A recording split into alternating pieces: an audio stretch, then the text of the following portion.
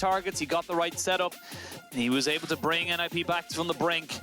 We'll see what they want to go for now. The Varus locked in alongside the Udyr. The Azir was a high priority there for the side of NIP. They really wanted to get Rookie something he'd have an agency on. And the Lovers duo will be making their way down towards that bot side. So AL, they will be able to throw out a couple more bans into that top side. Get rid of maybe the Aatrox, the Gnar. Just a lot of priority.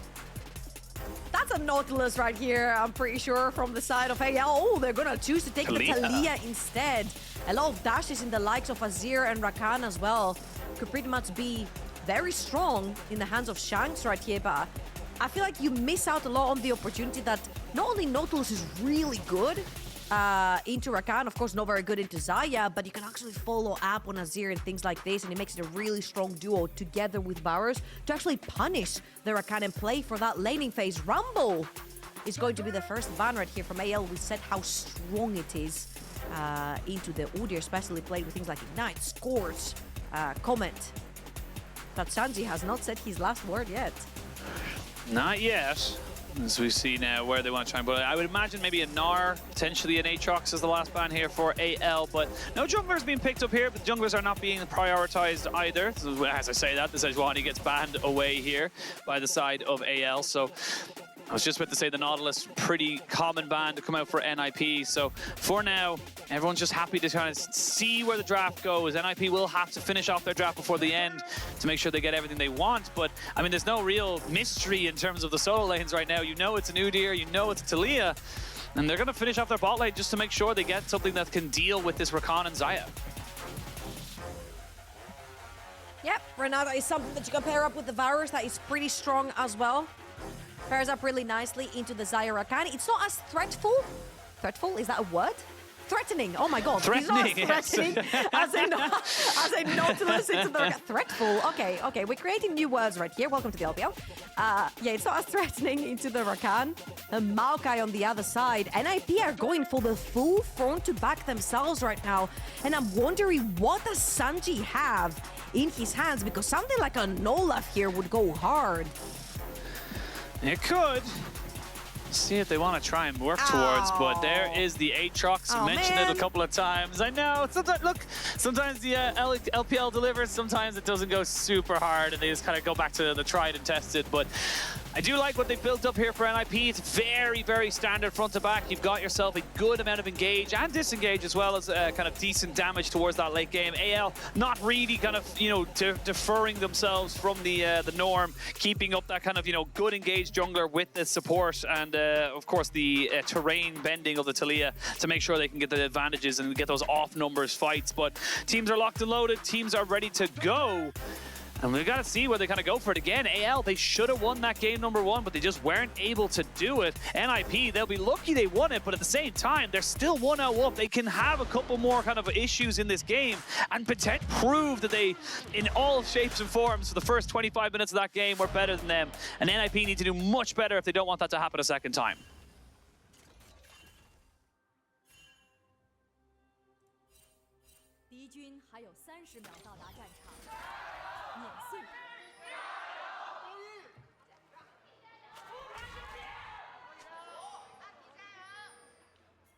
Now the coordination is off today, my dudes. They got a little bit, but they're normally much more cohesive until they get to the third one when they start screaming LGD, which is like the TSM of LPL. Just one of those teams you just constantly go like, you know, that's it, just like TSM, even though they don't actually exist anymore. Yeah. Let me just present to you a little bit of stats-based analysis, because that's what we love right here. Absolutely. Rookie's Azir, 80% win rate. He's played it 5 times. He's won 4 times. It's not bad. Absolute insanity. A 7.43 KDA across the board for Rookie on this champion. Absolute menace. We saw what happened when he's the Blanc got fed in game #1, and we have said that he is the biggest name in this NIP roster currently, and when they needed him the most, he showed up and showed off in game #1, now on a champion that he's pretty much immortal on from the side of stats. He's got all the support he needs with the Maokai, with the Rakan, providing engages and disengages to actually shine even further.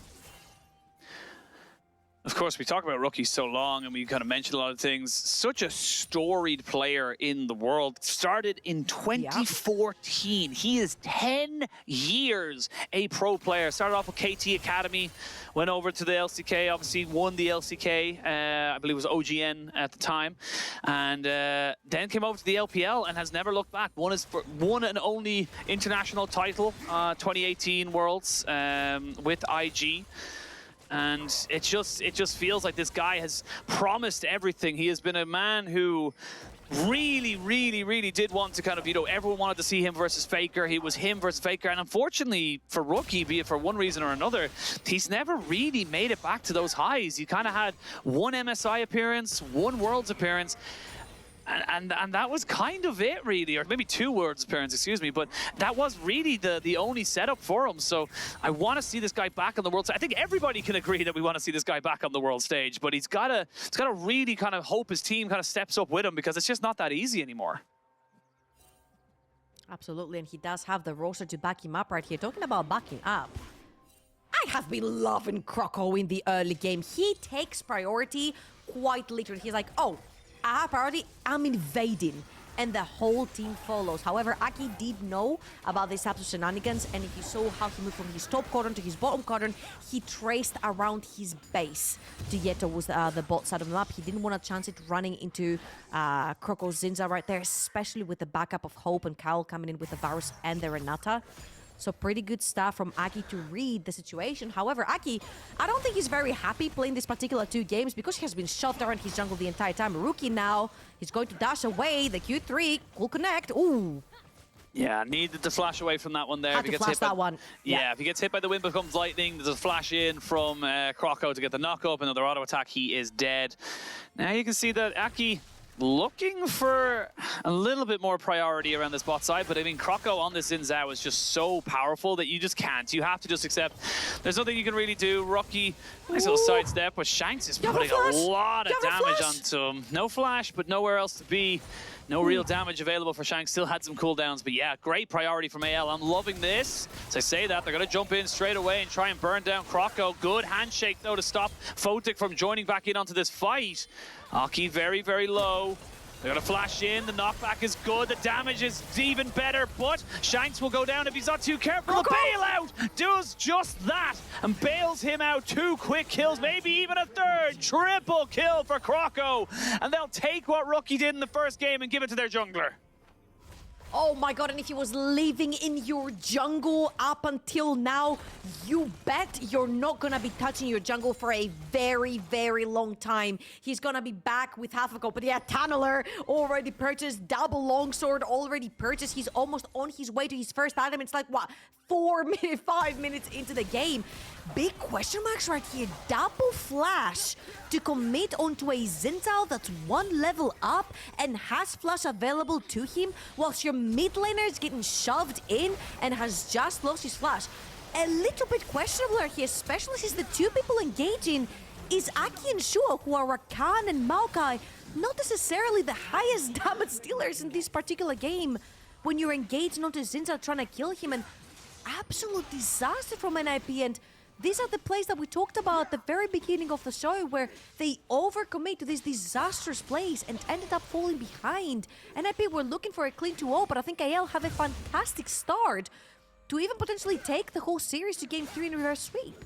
Absolutely. Well, it's a good start. Still plenty of League of Legends to play between now and then, but for AL, that is exactly the kind of attitude you needed to come into this one here. Forget about that game 1. Yes, it's a bitter pill to swallow, but you need to be hitting the ground running, and I'm so glad to see them just go back to what worked for them in game number 1. Just say, yeah, we can go with the aggressive plays. We can make this work.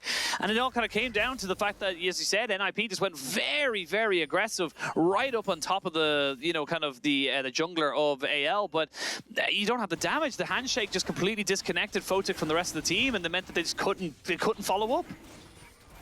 Also, this is so illegal for Croco, but he's so far ahead that he doesn't give a damn about it. He did neutral objective to neutral objective. Usually when a jungler does something like this, they fall one about one level behind. This is why it's a move that will really strike you down as a jungler if you make it. But because Croco was already one level up, he's even in CS with the Maokai, whilst also doing 2 neutral objectives, 3 grabs on the top side of the map, straight into that dragon.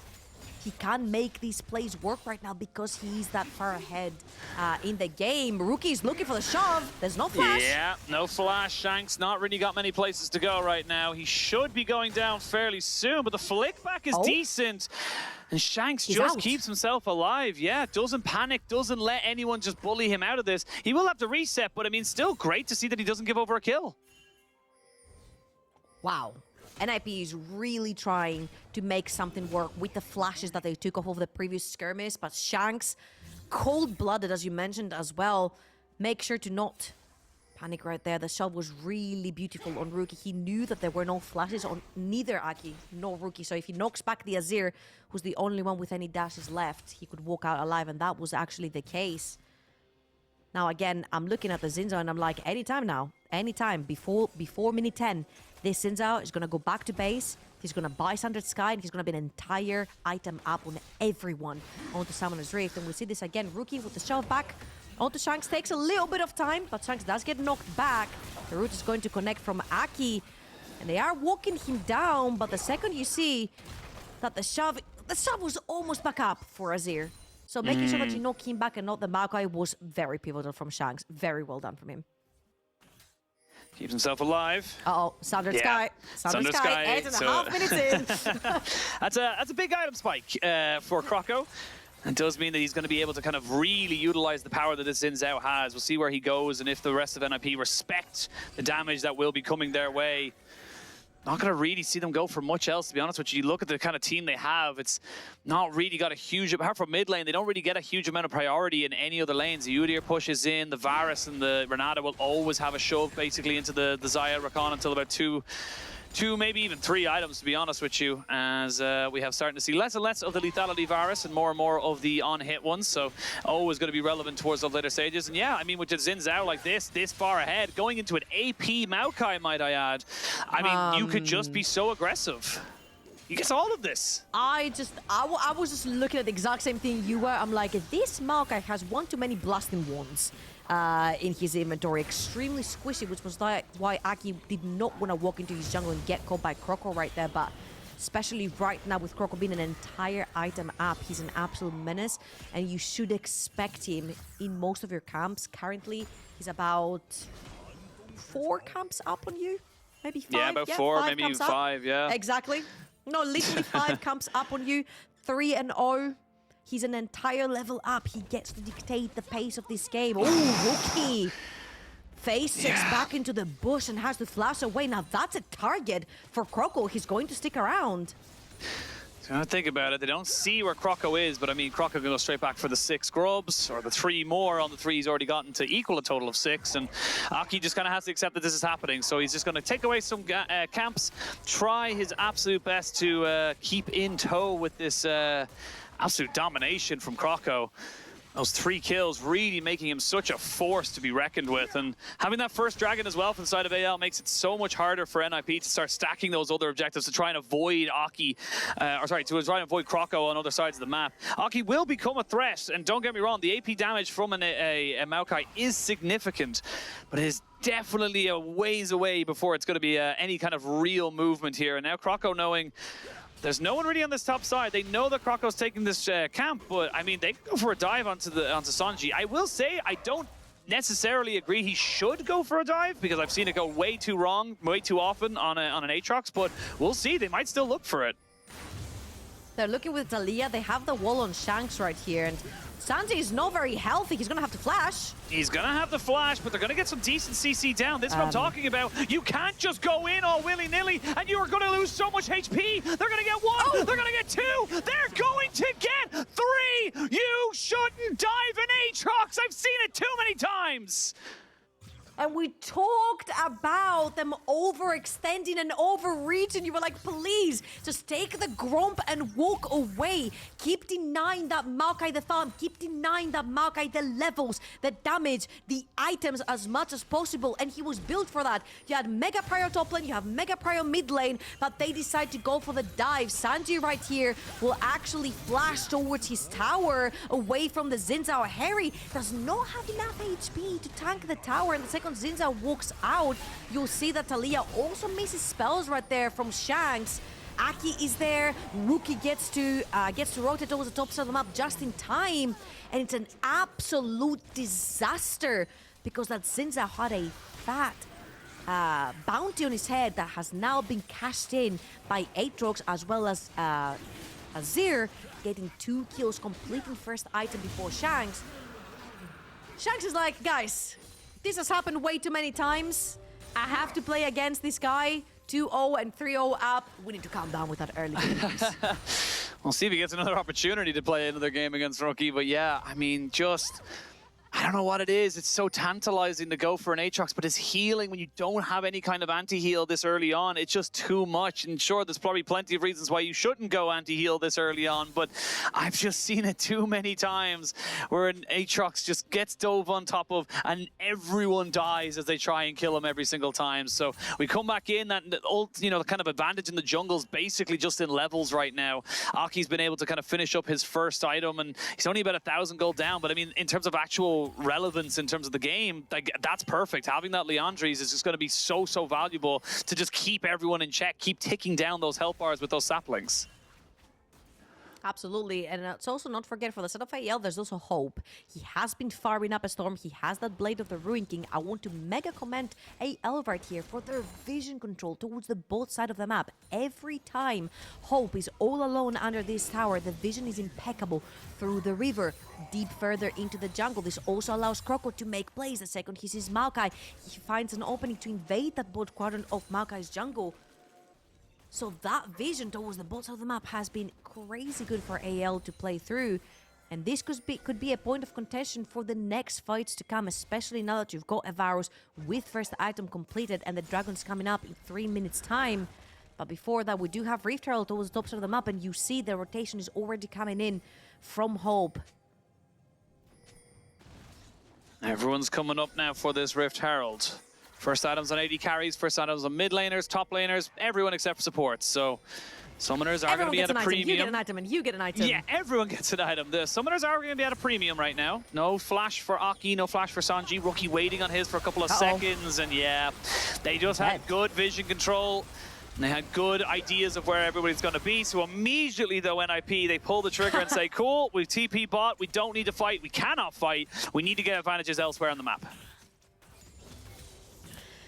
I could just tell right there. Aki walks up, he gets killed, and Shanji's like, I'm out. I'm just gonna go ball in and apply a little bit more pressure. You also take Hery's TP with that move as well, so it's tempo move onto taking the TP off of Udyr as well. But ultimately, this is yet another kill that goes towards the side of AL. You've only got a singular Xayah in the mid lane. You have to force Rookie's TP on that one, and you might lose that tower on top of that. He goes very low. There's a low void grabs. Yep. Oh! The 6 void grubs. Literally the last void grab takes it down. Yeah, you have that extra void grub, so I mean those little plays are what's going to keep AL in the lead. They're still 2,000 gold ahead. Of course, they would much prefer to be much further ahead than the 3 kills they gifted over, but you'll still take it out for that. And you can see there, first turret win percentage. When AL get the first turret, they tend to win 75% of their games. It's not all the time, but it's a very likely chance, so they'll be feeling good about the kind of chances for the moment. Shanji just has to kind of keep putting pressure on Hery, make sure he can't be joining in with his team. But for now, AL, they're going to be looking in a minute half's time. That's when the dragon will spawn. That will put them in an infernal soul point. NIP will have to fight at that objective. So you're telling me right here that when AL have the first hour of the game, they win 75% of their games. Correct. However, I will Uno reverse you the fact that Rookie has 80% win rate on his Azir.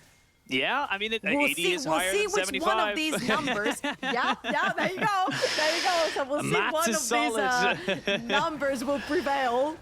Oh, Zhuo right there is just hovering Rookie to make sure that he gets to cross the wave unharmed. don't know about that one now. I don't know if that's on a 60-second cooldown this early on into the game, but that could be Surely no longer not. available for the dragon fight.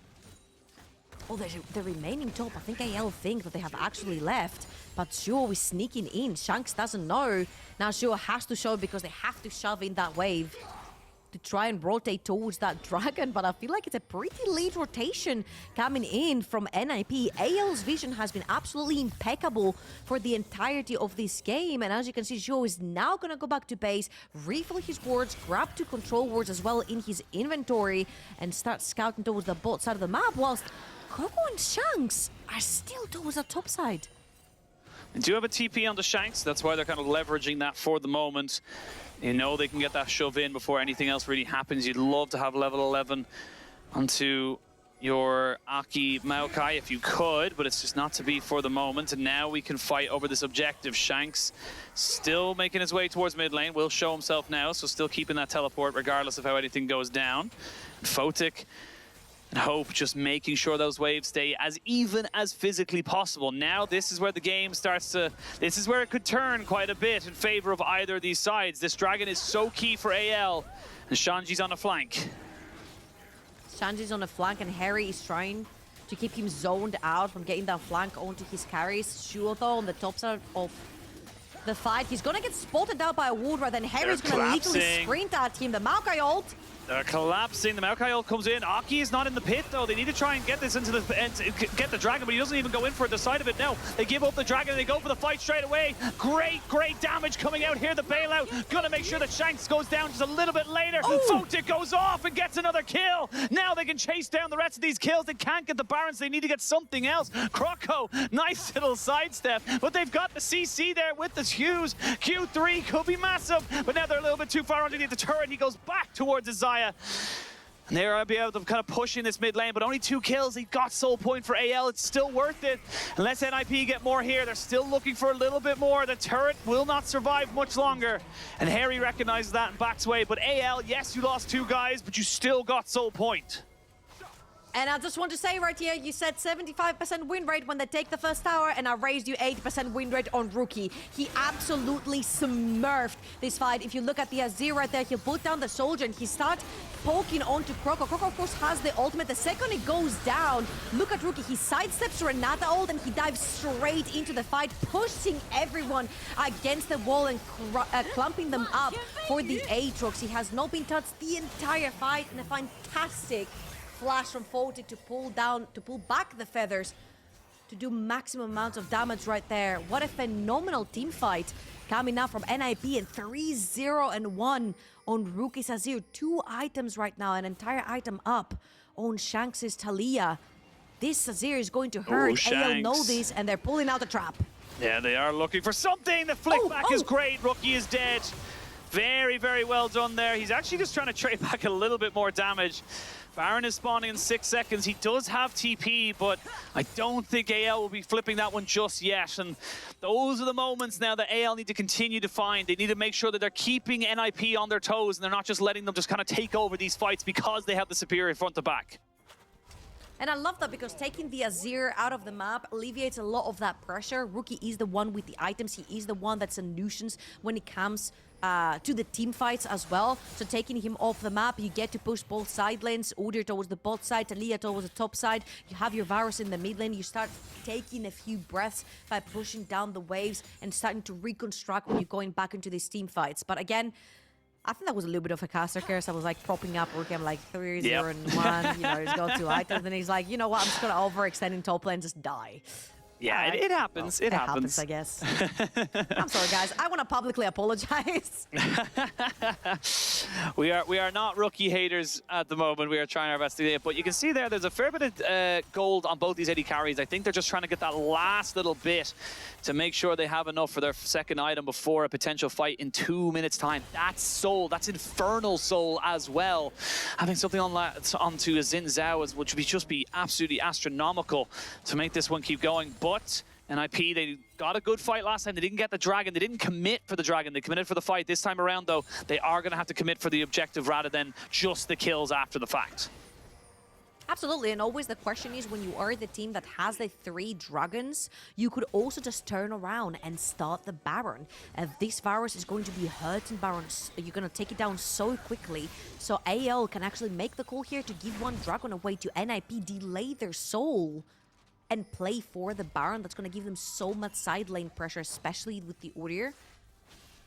So this is the choice that you have, especially when you start banking these dragons from early on. We saw it over in game 1. It just wins you so much time on the map to try and make the correct choices, to maybe turtle a little bit further for that one last item that you need. And as you can see right here, every single one of them onto items. Rageblade also completed for Hope. This virus is going to be hurting, and with the Hourglass completion onto Shanks, AL might actually be looking for a fight right here.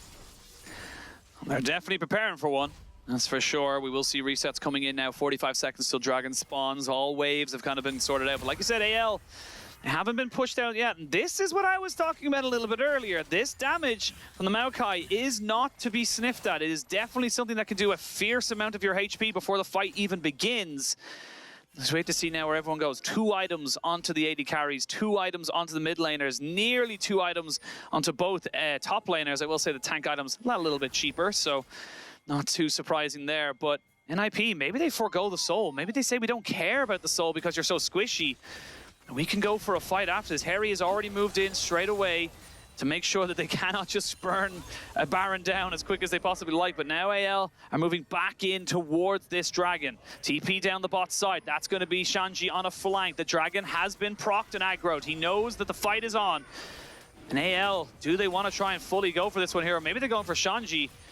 They are seeing if they can maybe catch him out. Croco jumps in on top of him. Shanji has flash and he jumps straight back into the pit. There's the hostile takeover really early on. There's also some fruit for Shanji, so he's actually fine. Still has his ultimate, but they haven't gone for anything just yet. There's the Talia wall coming in, but they did not stop Aki. He's already there to try and steal it away, and he does. There's going to be a fight afterwards. Stealing away. The objective is massive. They are trying to see if they can get the fight after the fact, though. You can see that Shanks is just so ready with any kind of movement. And he finally gets on top of it. Rookie goes in, gets 1. But look at the Photic. He's just burning down these health bars because they cannot stop him. He's trying his absolute best, but you cannot kill the Udyr. It's a 5 for 3 in favor of AL. NIP will get the dragon, but AL show the power of the Udyr. Oh my god, what a messy fight right here for both teams, but NIP lose all of their members. Ace for AL. They get to push down these waves as well. Udyr will get away with a tower. And what an unfortunate turn of events for NIP, because yes, they steal the dragon, they stop Soul from going over to AL, but they lose every single member in the process, and it shows you how strong Udyr is right here. The hostile takeover gone completely wide means that there is no threat. And NIP walks straight forward. Aki, his AP.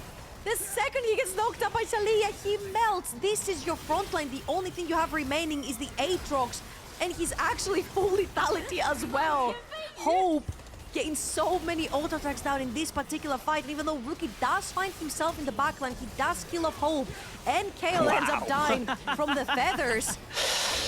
This is taking me back to the previous game where we're like, hey, we'll kill the backline and deal with Udyr later on. Well, it turns out you dealt with the backline, but you can't deal with Udyr.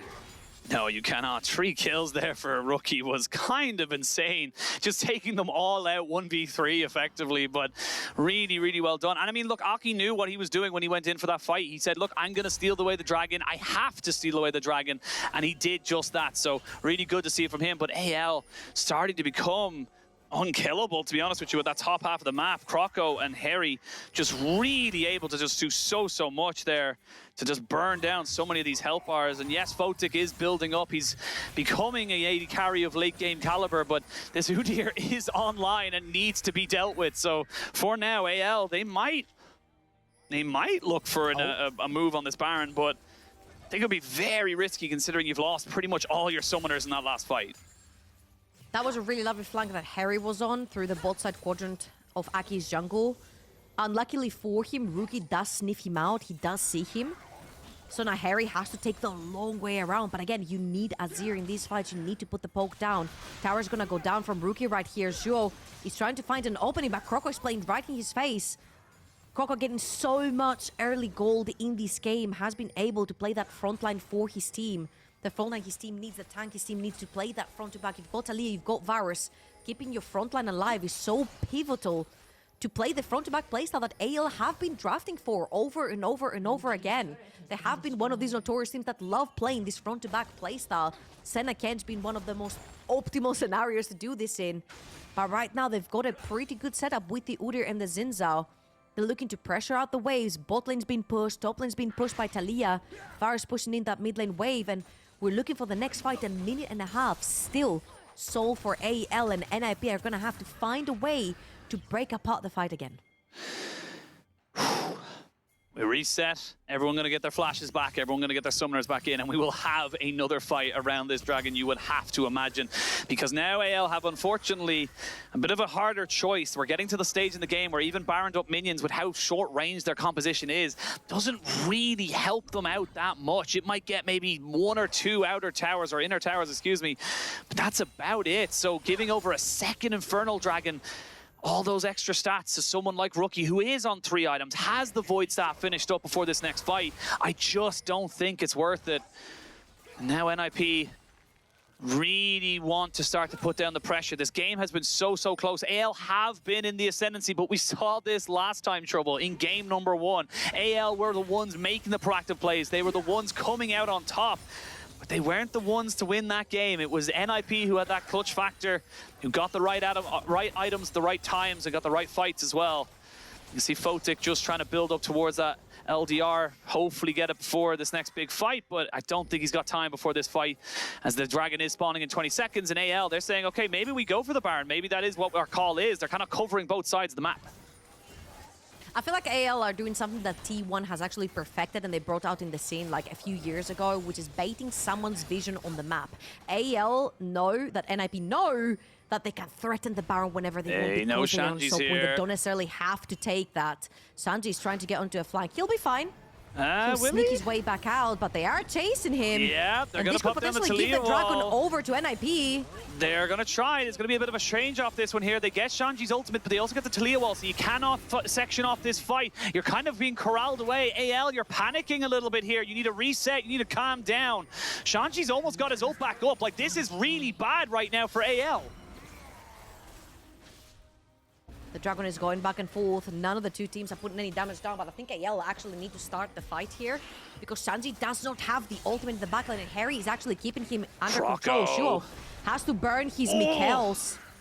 Those soldiers, though, they're doing work. Look at Shanks, look at Croco. They're just taking so much damage because Rookie is just pushing them in. Shanji will have his ultimate back up in a couple more seconds. The dragon down to 2,000 HP. Here we go. Stolen away. They do get it for AL, but can they get the fight? They lose Shanks straight away as they get themselves burned in and try to burn down the rest of this team fight. Shanji will lose away off of the back end of this. It's a 1-for-1. They weren't able to kill off Croco, but they did kill off the side of AL's Shanks. So now you can see there's pings going down onto this Baron. They will take this very quickly, but I think NIP, they know they can't take a front to back anymore. Rookie just didn't pull the trigger on the ultimate. I felt like Zhuo had a fantastic flank with a 3-man ult into a 3-man knockup, and Rookie didn't quite pull the trigger right there. Hery is still alive. This is a 4 versus 4. NIP only have Shurima Shuffle right here as their ultimate, and a very angry Order is going to be running straight into their face. They'll take the Baron right under AL's nose with the power of Azir and all the attacks that he has in his kit. And Bale. All right. Bell out, yeah. I wasn't familiar with your game, 07. They got the Baron. They do lose mid-tier 2, so that's a little unfortunate from their side, but NIP needed some kind of a response now, but AL, they're not done just yet. They're still pushing for more and more. Rookie is on this bot side. I don't know if he's going to be able to defend this one by himself. Croco has moved up, but the rest of NIP are here. They do lose another tier 2 tower. So AL, they won't be unhappy. They got the soul, they got 2 towers, they've opened up that map a little bit more, and there's not really a lot for NIP to do with this Baron, to be perfectly honest. However, they have shrinked the gold lead down to 2,000 gold, and if you're NIP, you take those. I'm gonna see the replay once more. All eyes on Zhuo right there because he has a fantastic flank ultimate in the backline to try and get that Aatrox in. Croco is going to take that dragon. You see the Maka ulti coming in, and a 2-man knock-up into a 3-man ult. He gets cleansed instantly from Hope, but Rookie stays behind with Photic trying to get rid of Croco, but Croco again, he is so freaking tacky. The Rookern to go against the Azir, the Frozen Heart to lower the attack speed as well into the Xayah and into the Azir. This is a this is a double up item right there. It's an armor item, but it does impact Azir as well with the Frozen Heart. So Croco is so freaking tanky, such a nuisance from the backline of NIP that even though Zhuo had a fantastic flank, they just couldn't capitalize on it. I really do want to kind of praise AL just stopping Shanji from having any kind of impact in this game. He's not really been the raid boss Aatrox that we've seen so many times. He's just not really been that. He's not been that guy, unfortunately, for the side of NIP. They've tried to make it work for him, but just really hasn't kind of found the moments. I will say he is a full lethality Aatrox, so he will melt towers on his own. He can ignore Hery for a little bit and just take away this tower, and then just kind of dash himself away. Might still be kind of a bit careful with how he's kind of going for this fight, but still decent from NIP to get themselves some good gold. Make sure they get the use out of this Baron. They will open up plenty of turrets. And this game, this series goes back to being absolutely clean as a whistle in terms of the game. But now Photic and Zhuo, they've been caught out a little bit. Zhuo needs to get back over the wall, but he goes over the worked ground, and now they're going to be caught out. Photic goes up into the feathers, and he is dead. They've used so much just to try and make sure they could get him out, but it will be all for naught. Ooh. Now you can see the resets coming in. They're trying to TP down bot side to make sure they can get something else out of it, but thankfully for NIP, there's no objectives for AL to take. Yeah, a Rookie instantly started shoving in that wave, so there is no wave at all for AL to play with. Shanji insta-TP down bot lane to apply more pressure, making sure there's no wave in the bot side of the map for AL to push through, and that was a little bit too over-aggressive. Everyone on the side of NIP had pressed B, they had all reset, and then Photic and Zhuo stay behind in this bush, trying to potentially catch someone off guard, and they are the ones that get caught. No flash now into the Xayah. Ultimate will be back up and available soon, but having no flash could be a little bit scary walking into these fights, especially minute and a half. You're gonna have Elder spawning, and you really, really, really would want that flash onto your Xayah to be up. So all the outers down now for NIP, AL. They've been in this place before. They're ahead, but not quite winning.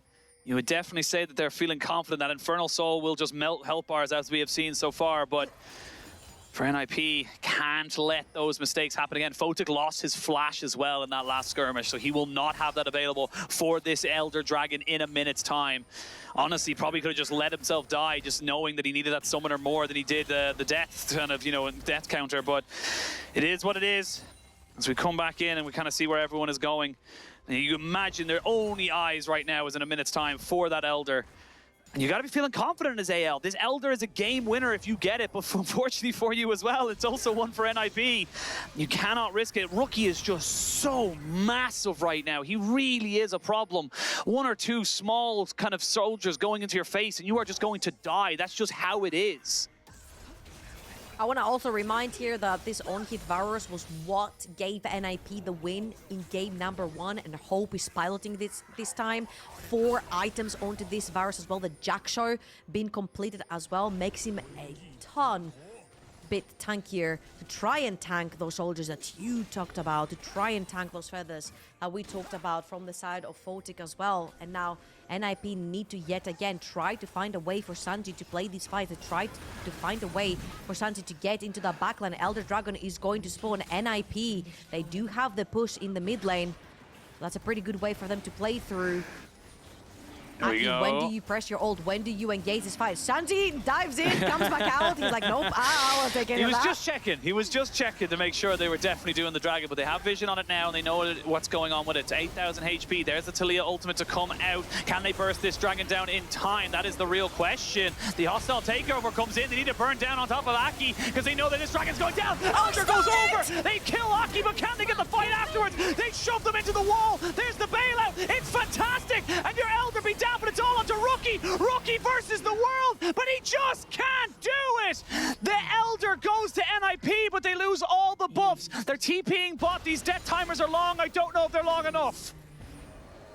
50 seconds onto Rookie, 20 for Zhuo. They could potentially end. They're pulling down Taliyah TP as well. And what a fantastic team fight from AL. They're losing the Elder Dragon, but no one can bring down Hery and Croco. Even with Elder Dragon, the damage is just not there for NIP and Rookie. 9-3-2 is just not enough. They're just going to end the game. They have a massive wave. They've got Void Grubs spawning as well. Voidlings, whatever the heck they're called. They're going to help them in finishing this game, and Zhuo has no chance in stopping them. He's got no chance.